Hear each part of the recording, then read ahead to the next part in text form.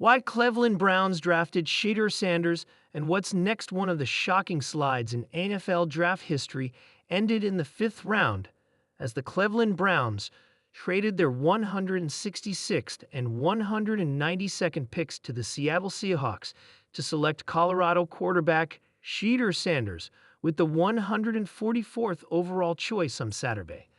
The selection marked the end of a free fall that saw Sanders, who was regarded as one of the top quarterbacks in the class, go from a potential first-round pick to a day 3 selection.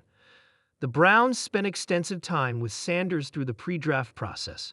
A large contingent of Browns coaches, execs, and the ownership group traveled to Boulder, Colorado, to have dinner with him and former teammate Travis Hunter the night before their pro day workout. And he now lands in Cleveland, though much later than many envisioned. Sanders' arrival comes at an inflection point for the Browns franchise.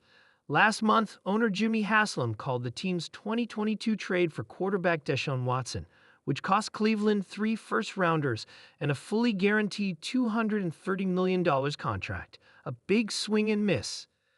It marked the first time anyone within the organization publicly acknowledged that the trade failed, despite 3 seasons of evidence on the field. Watson has been one of the league's worst quarterbacks since arriving in Cleveland and is expected to miss a significant portion of the 2025 season with a right Achilles injury that ended his 2024 campaign and which he retore in the offseason. Sanders is also the second quarterback the Browns have taken in the 2025 draft, following the selection of Oregon's Dillon Gabriel in the 3rd round. Sanders joins a remodeled quarterback room that also includes Joe Flacco and Kenny Pickett, both of whom were added this offseason. Browns reporter Daniel Oyefusi answers the biggest questions surrounding the team's decision to take a second quarterback in the draft. Plus, NFL insider Jeremy Fowler shares lead intel on what led to the slide, and draft analyst Steve Munch breaks down Sanders' playing style. Why did the Browns select Sanders after drafting Gabriel? Picking Gabriel over Sanders in the 3rd round was a widespread surprise, but the Browns trading up to take Sanders 2 rounds later usurped that. To general manager Andrew Berry, it came down to maximizing value with a pick at the game's most important position.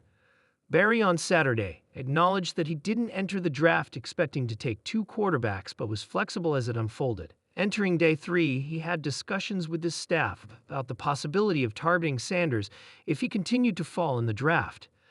After teams selected multiple players whom the Browns were interested in, Berry said he ultimately decided there was too much value in selecting Sanders to pass up. Once it got to a point where it felt like it was a pretty steep discount, we just felt like, especially relative to the alternative ways that we could use this selection, this made the most sense, Berry said. Oyefusi, what caused Sanders' slide in the draft. Sanders' lack of top-end talent left him without an NFL home after day 1. The slide out of day 2 is harder to explain. Clearly, the league spoke. Teams had a problem with Sanders and all that encompasses his draft profile. Yes, whispers persisted that his pre-draft process did not go well, particularly his interviews. But as a few people inside the league have surmised, slides happen when talent doesn't match or surpass potential drawbacks. Teams hate distractions. If they felt Sanders' presence would be one for whatever reason, his ability at the next level wasn't intoxicating enough to offset all of that. And more than that, this was a logistical issue. 3 teams that made the most sense, the New York Giants, Pittsburgh Steelers, and New Orleans Saints, liked other options better. Once the 3rd round hit, there was a scarcity of teams in need of a passer. Fowler waters Sanders' prospects for playing time in 2025. Browns coach Kevin Stefanski said that anyone who is added to the quarterback room will be expected to compete for starting time. Sanders enters a 4-man race with an experienced veteran in Flacco, a former first-round pick in Pickett, and another rookie adjusting to the pros in Gabriel. After a failed attempt last season to revamp the offense to better fit Watson, the Browns fired offensive coordinator Ken Dorsey and promoted tight ends coach/passing game specialist Tommy Rees to fill the vacancy.